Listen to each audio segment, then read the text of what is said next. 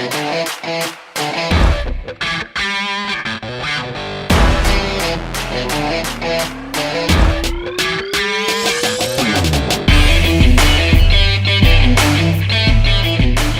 is Kyle with Rocketman Plumbing, plumbing at rocket speed. That's us. I'd like to talk to you about plumbing emergencies, and that would be something that comes up unexpectedly, usually in the middle of the night, usually when your house is full of guests or relatives, as opposed to just regular plumbing repairs that need to be done. One of the most common plumbing emergency we get is the sewer lines in the house are backed up. Someone flushes a toilet and it doesn't go away. It comes up to the top. Maybe it overflows. Maybe sewage comes up into a shower or bathtub, and that's not pleasant.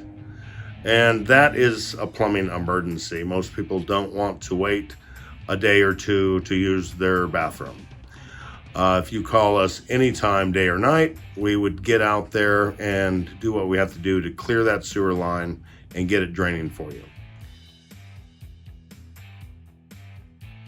Another plumbing emergency is broken water lines. Obviously, if you got water spraying all over in your house, or if you got water bubbling up in your yard, that's an emergency, and you've called us, we'd get out there and take care of it.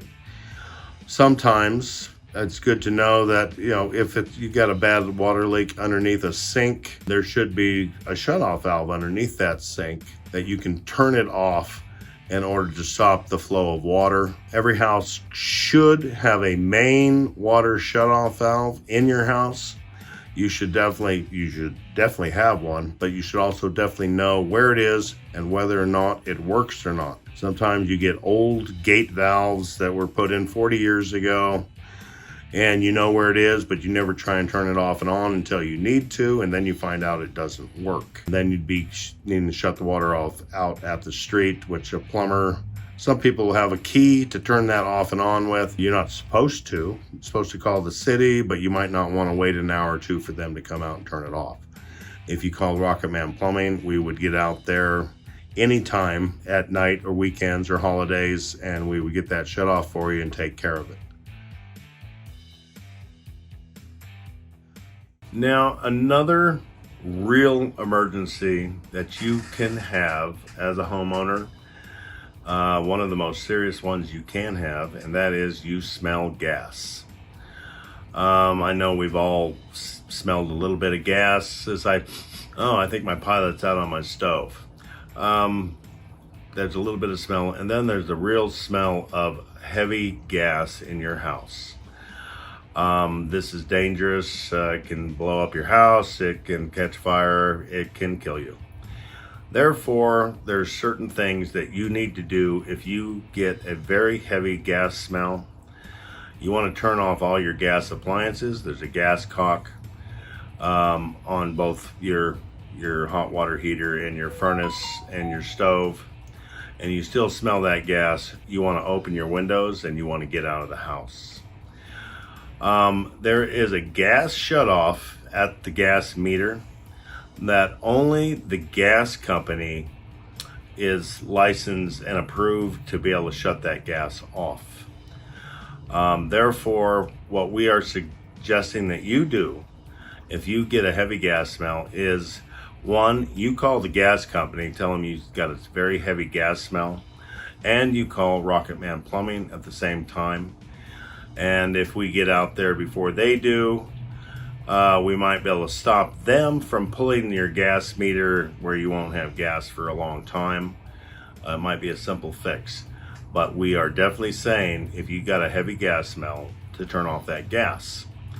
Now, we're also suggesting something else, and that is if you had your own gas shutoff valve, it's just a quarter turn ball valve on your side of the gas meter, then my suggestion to you would be turn that valve off and call Rocketman Plumbing. then we can come out, take care of the problem without your gas meter disappearing for days and possibly a week. And if you do not have one, we would like to come to your house and give you an estimate to install one. Like I say, it's not even a licensed plumbing company is not allowed to turn off that gas meter that belongs to the gas company. I have done it before. I've also gotten fines for doing it before. Therefore, I'm not wanting to do it too much anymore. Therefore, I am recommending that we come and give you an estimate to put in your own main gas shutoff valve. Another emergency people get, especially in the middle of the winter when it's cold, and that is their furnace quits working. If it's freezing and your furnace quits working, it's certainly annoying. The problem with calling a plumber out in the middle of the night to repair a furnace is, there's a good chance he has the parts that he needs to make the repair, but there's also a good chance that he needs to go to a store, a supply house, to pick up the parts to fix your furnace. And the problem is, if we go out there in the middle of the night, you're going to get charged for it, whether or not we can fix it that night or not. So there are some little things you can do. If your furnace quits working, it just does nothing, and you don't know what to do, there's several things, very simple things you can do before you call a plumber in the middle of the night to come and fix it. The first thing is, there's electricity going to that furnace. Usually the furnace plugs in the room where the furnace is. The first thing I would do is I would get any kind of small electrical appliance, unplug the furnace, plug in your electrical appliance and see if it works. If it doesn't work, that means there's no power going to it. Then you would want to go to your breaker box and see if there are any breakers that are tripped. And if you find one that's tripped, push it all the way down, then push it back up, and then go check it again, and good chance your furnace just kicked on. Not saying there couldn't be a problem of why that got tripped. It's definitely a clue that there is a problem. But anyway, could get your furnace up and running again. Another problem, your furnace doesn't work. You've done that. It's got electricity. It's still not doing nothing. On almost all forced air furnaces, there are two doors. One door gets you to the burner assembly and the gas valve. And either below or above that, depending if you have an upper or lower forced air furnace that blows air up or down, the door to that is where the blower is. And on the door to that blower, there is a safety switch. And sometimes, just because I've gone to lots of jobs, that door has blown open just enough where that safety switch has opened, which causes the blower not to work. It shuts the whole unit down. So lots of times, all you got to do, you take that door off and you push the button on the side of the door and see if your furnace comes on. And if it does, let it go. You put the door back on, make sure it's in correctly, and that solves the problem. Like I said, those are two things I would suggest doing before you call a plumber to come out and fix one. It's always good to have a couple electric space heaters for those if your furnace goes out. And if you do, my suggestion would be to wait till the next day to schedule an appointment at regular hours when supply houses are open, when we would need to go get parts. Again, if you don't have any space heaters and it's freezing and you want it fixed if at all possible, please call Rocketman Plumbing, and we will come out and do everything we can to get that furnace up and running that night.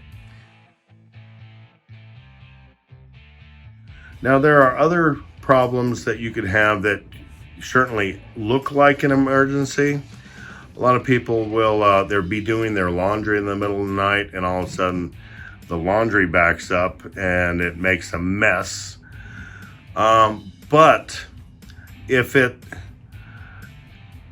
you obviously want to turn off your washing machine so water stops going down the drain line. But if your toilets still work, then it's not your main sewer line that's backed up. It's the smaller line that goes from your washing machine and or kitchen to the main line, and it's backed up before it gets into the main line. This is not as emergency, something you might not want to pay overtime charges to take care of. All you gotta do is stop doing your laundry and the emergency will go away, and then you could call us and we could come out probably the next day and take care of it at a lower rate than it would be if we went out there at 9 or 10 o'clock at night. But if you want us, we'll sure be there. Like another thing is different water leaks. Like I say, as long as you have shutoff valves that work, and if you shut them off, that kind of takes care of the emergency. And you might want to save yourself some money and schedule the repair for regular business hours instead of in the middle of a holiday weekend. If you're a homeowner, it's always your choice. And if you want us to come out at midnight to fix a drip, we will, but you're going to pay for it.